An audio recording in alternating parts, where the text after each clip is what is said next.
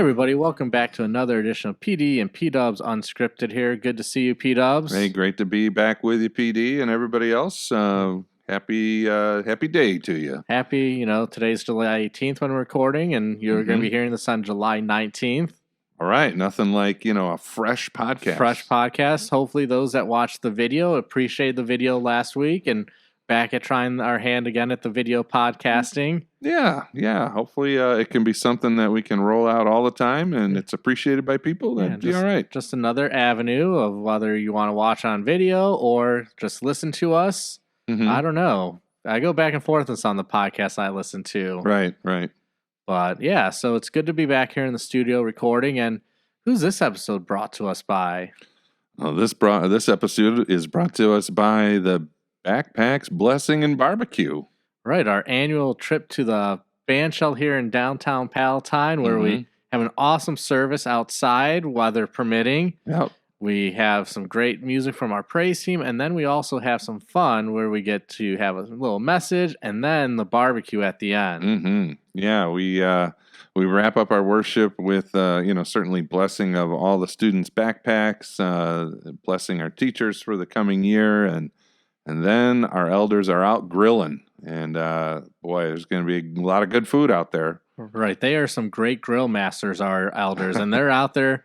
Sometimes we have the huge grill from Ace Hardware. And then we have the one that we got donated to us. That's really nice one, that big one with the propane. Yeah, for sure. And the elders just go to town grilling some hot dogs and burgers. And yes, indeed. And a lot of good sides. And we got a good team of people who are getting all the food preps done. And hopefully it'll be a great time. So it usually is, and nice, relaxing atmosphere. Great day to be outside and getting together. Right, and like I was saying, we have a message, some great music, and then we have some games afterwards. If people want to stick around and play some games, enjoy the weather outside at the park. And this is on Sunday, August 13th at 10:30 a.m. So at our normal 10:30 worship time for those that are familiar. But this is a great opportunity to invite people to come and join us for a time of worship. That it's a maybe threatening, because it's maybe since it's off-site, maybe not as bad for people like, if they've had a bad experience with the church where they don't feel comfortable coming into a church. It's meant to be that opportunity to bring somebody to come and just hear and have a good time. Right. And the official location is, always got to look up the name, the Fred P. Hall Amphitheater. We call it the Bandshell. Right off a community park in Palatine. Well, what's with the community not calling it the bandshell like we call it? I know, it's just so easy. But Fred P. Hall, I actually met Fred P. Hall, and he worked with my brother, so he's a good guy. Okay. And it's good that he has an amphitheater named after him. I don't know if he was a musical guy or whatever, but I don't know. It's never honor. met Fred. Yeah, Fred's a good guy. And so, the amphitheater is kind of near the Palatine Community Pool and in Community Park. And so, come on out and join us. Right. And then, I think I forgot that then towards the end of that service, we bring everybody together, like our teachers, and we give a blessing to our teachers and then students with their backpacks. And so that's a wonderful time. And then one thing we're doing a little bit different this year is in the past years, we've been collecting backpacks to give to Virginia Lake School. Right. And as you said in the announcements this weekend, Virginia Lake's like, we got enough backpacks. We don't need any more right now. So instead of collecting backpacks, we're just collecting different school supplies that we can donate then to Virginia Lake School. Yeah, I remember dropping off the backpacks last year, and they're like, oh, boy, we sure got still some left over from previous years. So message received, and at least the kids will get school supplies, which is really important. Right. So we're still giving back and helping this community out. So it's not just a time for worship, but it's also a time to give back and help those in our community that could use some extra help. Yeah, and it's for anybody to come and enjoy with us. You don't have to be a member of Emmanuel or connected. We'd love to get to know you and enjoy a Sunday morning, afternoon with you. Right. And did we talk about the price and how expensive this is for the people coming to worship? Join us? It's a whopping $0. It's free. Are you sure? $0? Yeah, it's all free. So, I mean, I think there's always a free will offering if people feel compelled, but that's not an obligation. Right. It's not necessary. So this is all for free. It's just a way to be out in the community and be visible and share the love of the Lord with everybody. Yeah. So, way to kind of wrap up summer and, get ready for the new school year, which for our school starts a few days after that on August 16th. Wow, that's hard to believe. We're less than a month away from school starting. It doesn't feel like it ended that long ago. No, it didn't. No. So we just want to kind of share that with everybody, all of our audience. And if you're in the Palatine area, come and join us on Sunday, August 13th at 10:30. Get there a little sooner because, if it's sunny outside, people like sitting along the tree line so they get some shade. That's right. Yeah. So if you want to get some shade, if it's sunny, you want to be there early. Yeah, you want to get your optimal spot. Right. And so that's an awesome thing we have coming up in the next month. But today we want to kind of look back a little bit at this past weekend's sermon topic and the verses there from the Gospel of Matthew chapter 13. And also maybe look a little ahead to your text that you're preaching upon this upcoming weekend on July 23rd, I believe. Yeah, 23rd and 24th. Yeah. It is Matthew chapter 13. It's a well-known parable, the parable of the sower. And in that story, the man, spreads his seed and it falls on different levels or types of soil or ground. And Jesus kind of talks about, how the seed takes root or springs up or doesn't take root in any of those locations. So, and then equates it to our faith. And it's one of those we're thankful that he explained it, because there's a lot of parables he doesn't explain for us and we're left guessing. Right. And, there's some subtle clues, like I kind of mentioned in the first one, that when it fell along the path and the birds snatching it up, I was listening to Chad Bird talk about that text and saying how in the Old Testament and like Jewish culture, that was the bird was kind of represented Satan, which I never knew that. I don't know about you. I never I guess I never really connected it in that way, but it does make sense that Satan wants to snatch and rob us of our joy, of our faith, and so it makes sense. So I thought that was kind of neat, and so like especially when you put it in context of like the hearer of that day, like when Jesus was sharing that message with the people, they would have understood like right away maybe, or had a little bit better context of like, oh, I can see that connecting point of bird representing Satan, because that's how we kind of know that in our society and our culture. Yeah, and it's a great agricultural story. I mean, people, had to, there was a lot of farming going on, a lot of, seed sowing, to get their food and stuff. So it's very relatable to the people of Jesus' time and even to us. Right. Even here in the northwest suburbs of Chicago, people understand like gardening or farming, depending on how far out in the suburbs you are. But I was thinking like one of the ways I thought about maybe starting the sermon is talking about, you drive down a given street and you can see the differences between one yard to the next, like how well people take care of their yards. Yeah. Because I know there's somebody like a few houses past me that it seems like it is like a golf course, like how well maintained their lawn is, almost like the person might be out there with scissors, make sure everything's nice and even. Yeah, right. Yeah. I mean, I always marvel at people who take care of their gardens and their lawns like that. It's a huge investment of time and energy, and I'm just happy if I can get my lawn cut, Right. 1 week over the next, let alone, get it so it's all level. And then some people seem like you can see the lines just perfectly, like at a baseball field, and I don't have that skill. Well, sometimes I'll go one way one time, and then the next way I'll go another way, and then maybe if I really get fancy, I might go diagonal the third time. Whoa. It's just so it kind of looks like I know what I'm doing. I just do the same way every time. I have my little route that I go, and because I usually set it as an outdoor walk for my phone as like a exercise, so you can look at the map and you just see the circle that I walk around and stuff. Yeah. So it's a relatable story, and that's like all the parables are meant to be. That's something we can relate to and understand when Jesus is putting in earthly terms that message about himself, and salvation. Right. Well, let's get at the text. Maybe we should take a look at it. Matthew chapter 13. So do you want me to read 1 through 9, and then you can read 18 through 24? 24, yeah. Or 23? Yeah, so let's see here. It wasn't there. Right. So Matthew 13. That same day, Jesus went out of the house and sat beside the sea, and great crowds gathered about him, so that he got into a boat and sat down, and the whole crowd stood on the beach. And And he told them many things in parables, saying, A sower went out to sow, and as he sowed, some seeds fell along the path, and the birds came and devoured them. Other seeds fell on rocky ground, where they did not have much soil, and immediately they sprang up, since they had no depth of soil. But when the sun rose, they were scorched, and since they had no root, they withered away. Other seeds fell among thorns, and the thorns grew up and choked them. Other seeds fell on good soil and produced some grain, some 100-fold, some 60, some 30. He who has ears, let him hear. Hear then the parable of the sower. When anyone hears the word of the kingdom and does not understand it, the evil one comes and snatches away what has been sown in his heart. This is what was sown along the path. As for what was sown on rocky ground, this is the one who hears the word and immediately receives it with joy.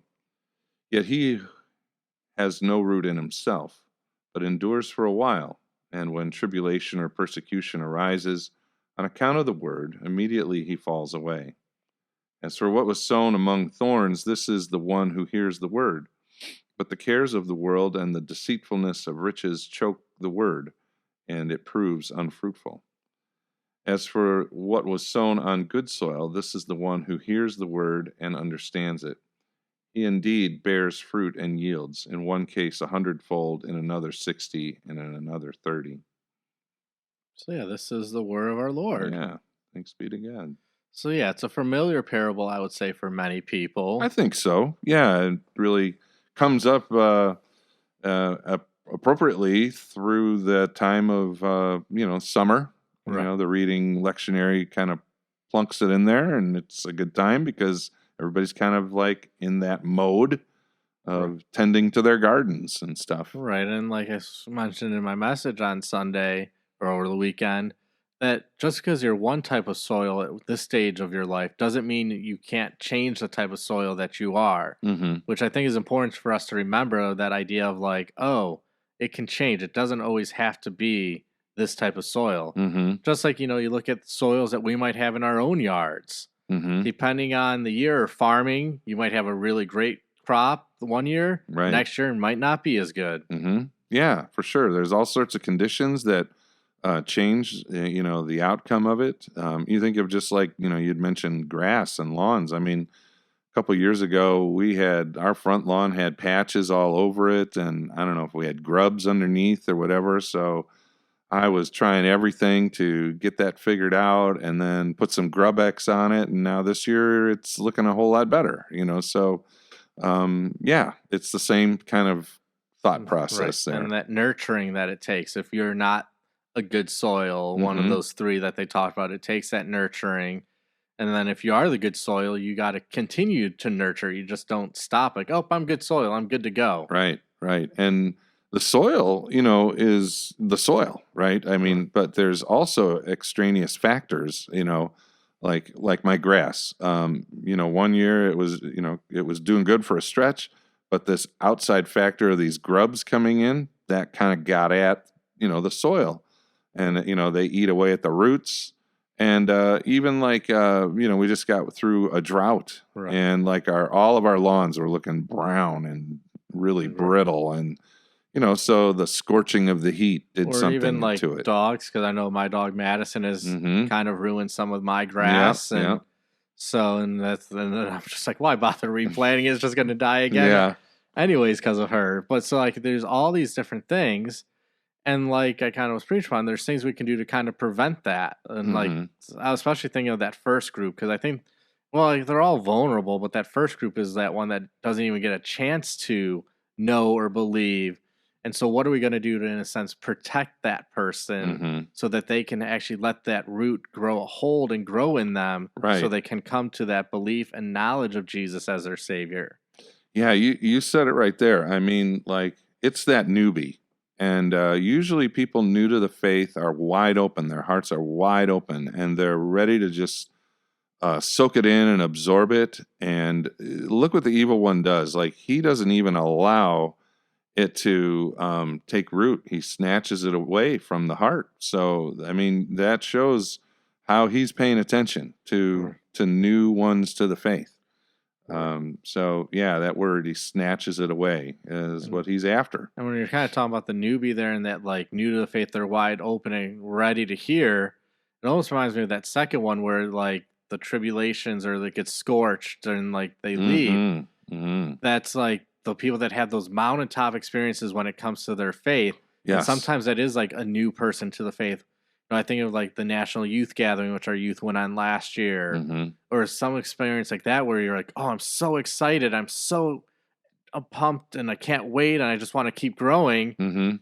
But then when that tribulation happens, they're like, whoa, this isn't what I signed up for. Right. And I think that was an important kind of distinction too I picked up listening to Chad Bird, was that tribulation isn't just like, oh, I had this bad thing go on in my life. This is that persecution. Yeah. No, I think it's that next one, the third, with the thorns and the getting choked out with the weeds. That's more like I had maybe a rust spot in my life, or the things of this world are choking out my faith. Yeah.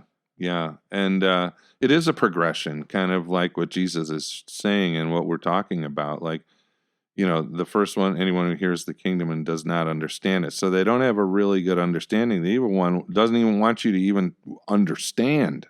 Right. He wants to keep us in that unbelief. Yeah, keep you in the dark, kind of thing. And then, okay, if you made it that far, now you're really just, taking everything in. You have joy over receiving the gospel, but yet you haven't had time to produce roots. And then, so up comes all the troubles of the world, and we're gonna, snuff it out. Snuff it out. Yeah, it's like, here's the game plan.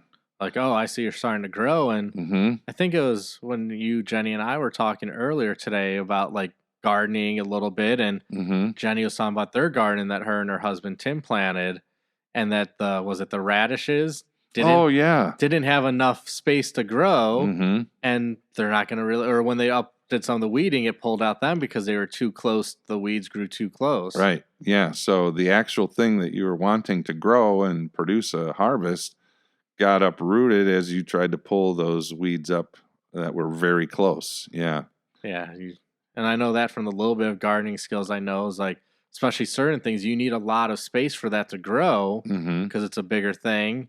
And if it doesn't have that room to grow, it's not going to be fruitful. Yeah, and that's the thing. We in our backyard, I got this thing I got to take care of. It's I always get the lily of the valley. No. Morning glory. Oh. Morning glory is like a viney thing with a flower. The flowers all look beautiful and everything, but morning glory usually tangles itself up in a chain link fence. Well, we got a little morning glory in our back fence, and it's working its way out into my lawn. And it's like, you just see it like tangling up all in the lawn, and anything along the way, it just finds its way to choke out. And so that's what I think of, like, this whole like choking out thing is like morning glory. And it's a Dickens to get rid of, know. It's like a creeping myrtle, because something like creeping Lena or whatever, creeping myrtle. Yeah, or look at us with our green thumbs here. Right. That's when people want to talk to somebody with green thumbs. They come to us. They come to us, yeah. So I'm out, cutting the grass the other day, and I'm like, oh, all this morning glory. I gotta, get some more fertilizer down to kill this stuff. Right. But it's kind of a pesty thing. So. Yeah, so, that's what persecution and tribulation does. We don't have enough roots to sustain it. And so, people immediately fall away. Right, and that's like the whole idea of like what we've been talking about, the one in the journey of following Jesus, is we don't want people to fall away. We want to be there to nurture those seeds that have been planted, whether we're the person who planted that seed or somebody else in the previous part of that person's life planted that seed. We come alongside to water and nurture that in however we can, and like depends on what type of soil they're at is. And just like when we talked about that journey of following Jesus, there was different stages, and how you kind of help that person is different depending on where they're at in their journey. Correct. Yeah, so you don't want to let them get to that off ramp that journey with Jesus talked about, and you want to kind of come alongside them and help them to grow. And so there's always that's discipling, like looking back behind you to someone who's kind of still growing. Not that you're at a higher level, but maybe you've been in the faith more, you're a little bit more mature. bringing them along, right. You can share about your experiences and even show that person, listen, I don't always have it all together, but here's where I've seen God help me so that I can grow. And that's the other important, as we look to see how we can nurture and disciple somebody else, we still need to take care of ourselves as well in that nurturing. We can't, say like when we're nurturing, we're considered the good soil being fruitful, but we also have to then continue to make sure we maintain being that good soil and not fall into those traps. Right. For sure. And so then the next one is, the thorns, among the thorns, kind of where you were going with Jenny's thing with the radishes. This is the one who hears the word, but the cares of the world and the deceitfulness of riches choke out the word and proves unfruitful.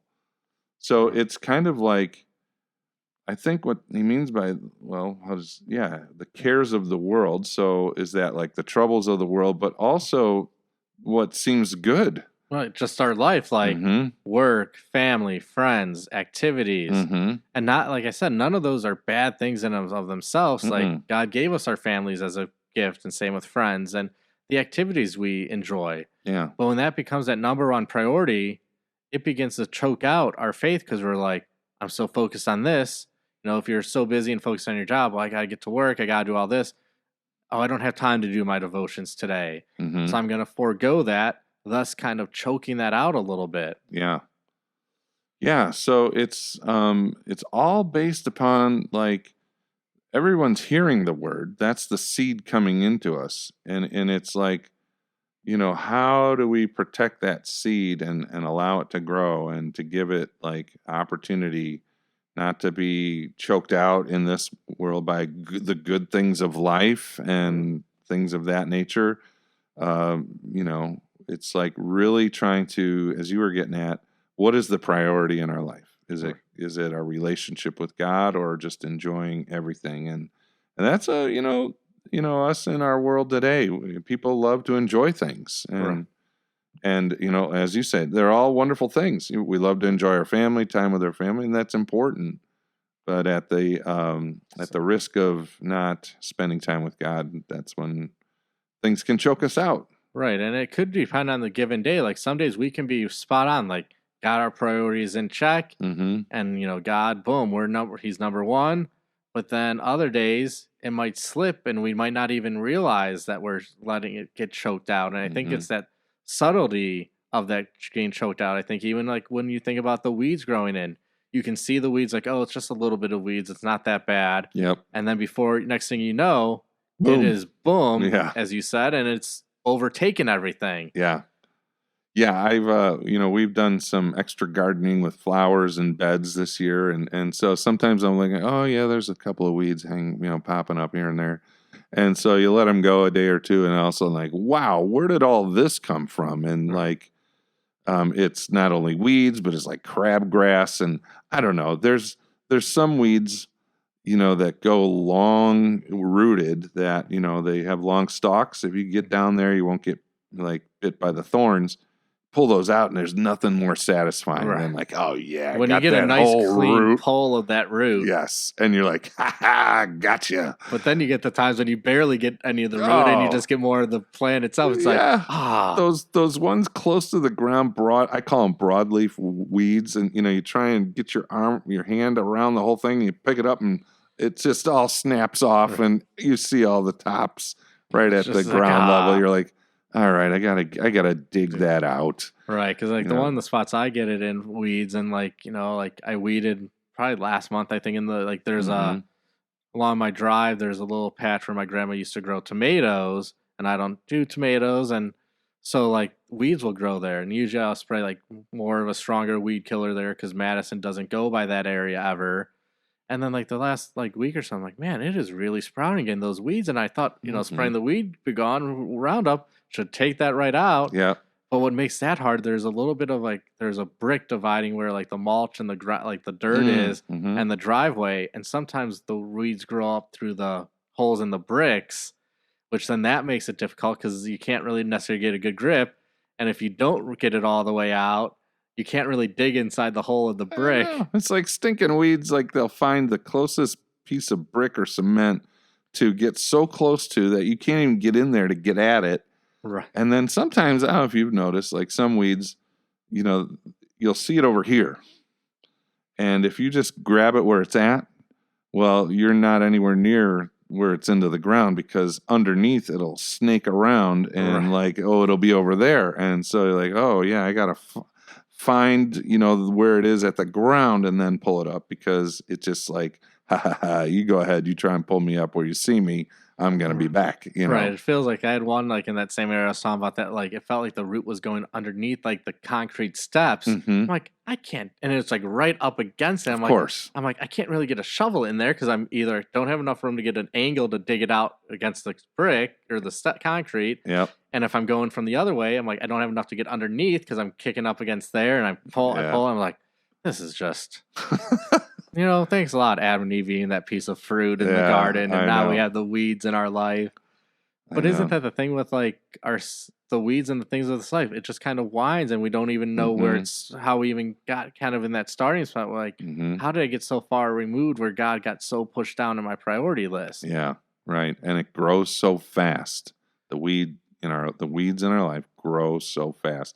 We get all tangled up in them. And so that's where we got to be always tending the soil of our heart.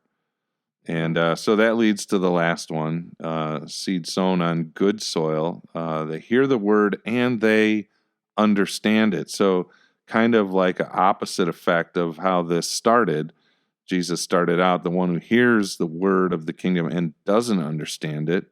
And then some different levels, like Satan doesn't want us to understand it, where we find like, oh, this is a good thing, or then we get choked out by the worldly stuff, and like, okay, now you understand it, now it's going to bear fruit, and he gives three measurements, right? And you have fruit that yields 100, 60, or 30, and and then he says, hey, if he who has ears, let him hear. He wants us to hear the word of God.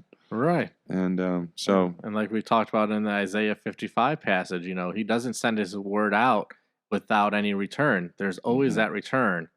And I think that's important, because some people are like, it brings up an interesting discussion, which I didn't even talk about this weekend. Are we sowing our seed recklessly when we're just throwing it wherever? Because that's what some people think sometimes, like, it almost sounds reckless if you're just going to throw the seed wherever. Right. But, God's word tells us that we should sow wherever. It's not up to us to find that good soil, because could you imagine if, like, our forefathers or people that build up where we live in the subdivision that we live in are like, well, is this the right soil to build a house? Right. They're like, nope, we're building here. They weren't like, oh, is this going to be the right area? Or like, I know like my mom will talk about this, like, you look at like Crystal Lake, if you're on Northwest Highway going into Crystal Lake, like Target and through the Best Buy and all the way down to like where you can turn back to get into that Central back there, High School there. Where like my mom's like, I remember as a kid being able to play on like across Route 14, Northwest Highway. And nowadays, you wouldn't think twice about it. And that just shows you how quickly that builds up. Like, it wasn't like the people like, oh, this would be a good area. It's just like, oh, this is where people are going, so let's build up this area. Right. And look how booming now that Route 14 is. Oh, for sure. Yeah, it is amazing.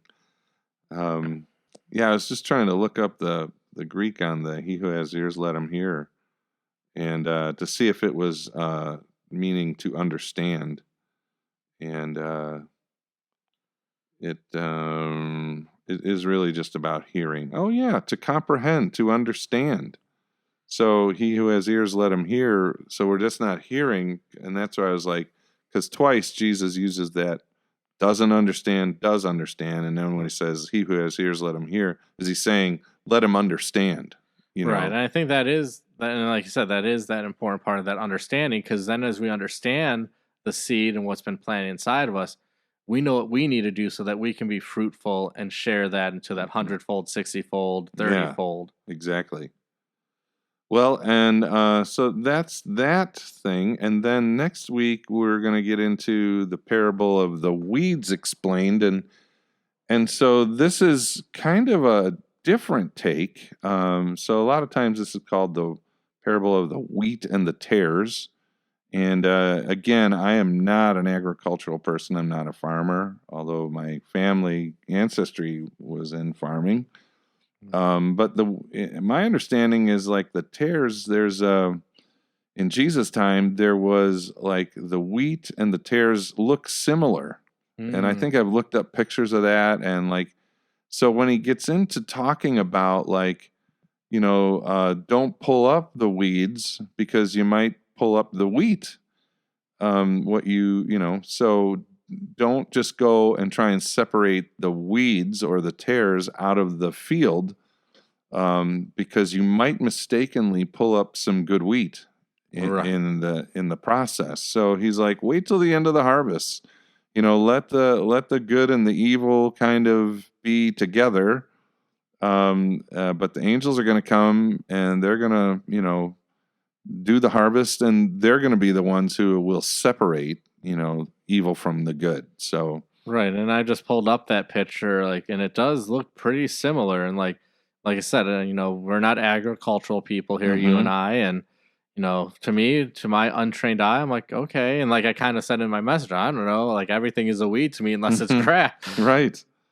Yeah. So, here the field is the world, and the good seeds are the sons of the kingdom. So again, Jesus kind of helps us out here, and the weeds are the sons of the evil one. So it's a different take on weeds. And when we Americans see word weeds, we're thinking, oh, he's talking about like what we've been talking about. Right. But here it is a weed, but it is something that must grow right alongside the wheat. So so we live in a world where there is good and evil, and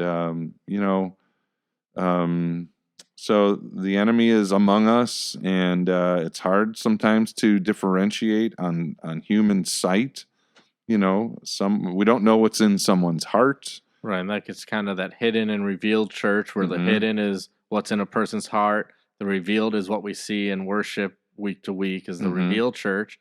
And even like somebody could be singing in a church pew, and then they don't really believe. They're just like, oh, this looks good, I'm just going through the motions. Yeah. Well, certainly could be that for sure. And so it's Jesus says, hey, just wait till the final harvest, and then there will be that separation. So it's kind of a look toward, when he comes again in power and might and glory, and that which is unproductive and evil will be burned in the fire, and then there'll be weeping and gnashing of teeth. That's that whole. Anytime you hear that phrase or read it, it's a reference to eternal hell. So. Right, and thankfully we're not the one to judge if it's wheat or the tare. That God is the one who judges. God knows what's in a person's heart. Yeah, because I would not want that job. Right, exactly.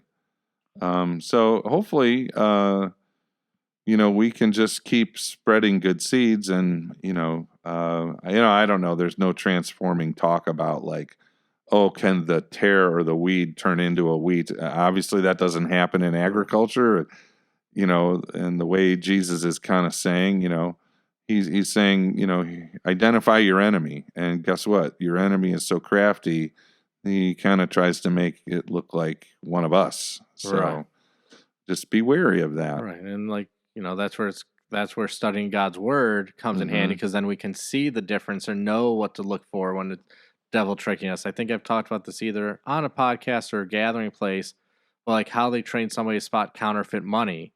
They give them like the real like $100 bill to study that, so they know every little intricate detail about that. So then when they see the fake, they're like, oh, this is where it's not like the real bill. Yeah. And I think the same comes for like faith and like learning about God. Like the more we study God, the more in depth we go, the easier like, oh, wait, that's not quite right. Or the devil twisted that a little bit, so I'm not going to fall for it this time. Right. So yeah, I think that's a good preview. We don't want to like blow the whole thing. Yeah, I don't want to steal your thunder for the wonderful sermon you're going to have this weekend. I know it will be glorious because the Lord will deliver it to me. Right.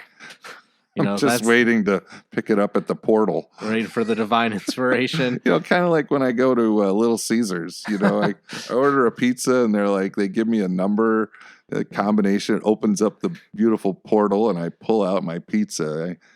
I need to have the Lord fill up my portal. There you go. And give me the combination. Never thought I'd hear that analogy used, but it's a great analogy. And can you tell I haven't had lunch yet? I'm just a little hungry. So we're gonna wrap it up there, so you can go and grab lunch. Go grab my Little Caesars, and I can get going on where I need to get going to now for the afternoon. And thank you everybody for tuning in and listening and watching, maybe. And God's blessings. Have a great day.